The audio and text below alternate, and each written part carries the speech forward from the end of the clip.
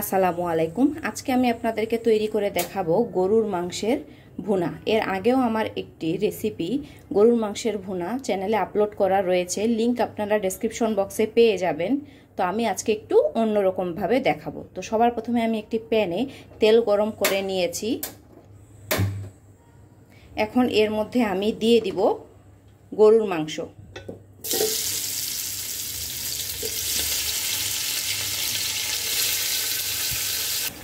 এখন হাই হিটে আমরা গরুর মাংসগুলি এটাতে ভেজে নিব।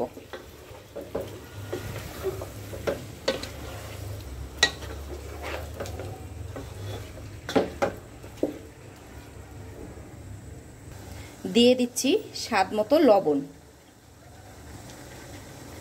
তারপর এটিকে খুব ভালোভাবে ভেজে নিব, প্রায় 5 থেকে 7 মিনিট ধরে একদম হাই হিটে, যতক্ষণ না মাংসগুলি আটো হয়ে আসছে।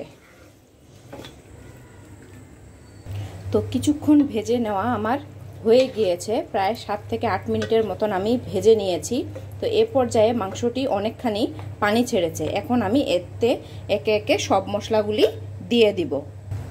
দিয়ে দিচ্ছি পেঁয়াজ খানিকটা মোটা করেই কেটেছি, কেননা যতক্ষণ ভাজবো পেঁয়াজটি গলে একদম নরম হয়ে যাবে।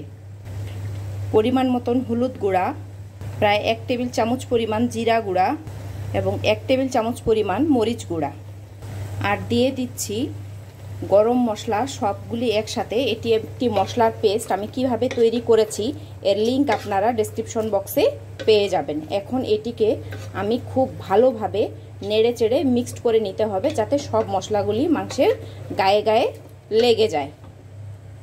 তো নেড়ে চেড়ে মিক্সড করে নেওয়া হয়ে গেলে এখন আমি এটি ঢাকনা দিয়ে ঢেকে রেখে দিব প্রায় 20 মিনিটের জন্য, মাংসগুলি খুব ভালো মতো সিদ্ধ হয়ে আসা পর্যন্ত।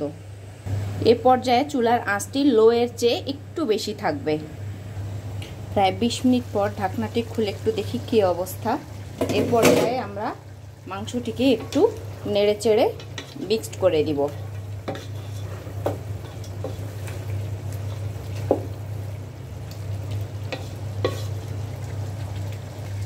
আবারও মাংসটিকে ঢাকনা দিয়ে ঢেকে রেখে দিব 10 মিনিটের জন্য।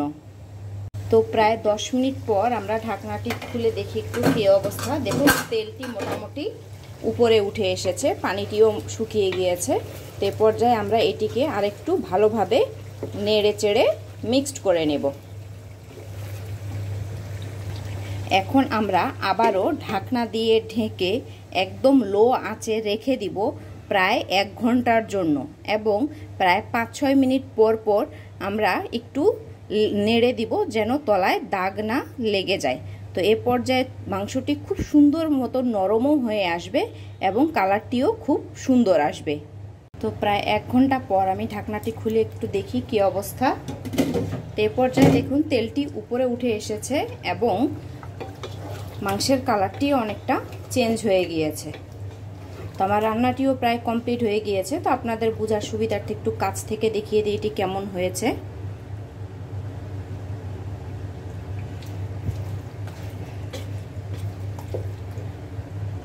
এখন আমরা চুলাটি বন্ধ করে দিব।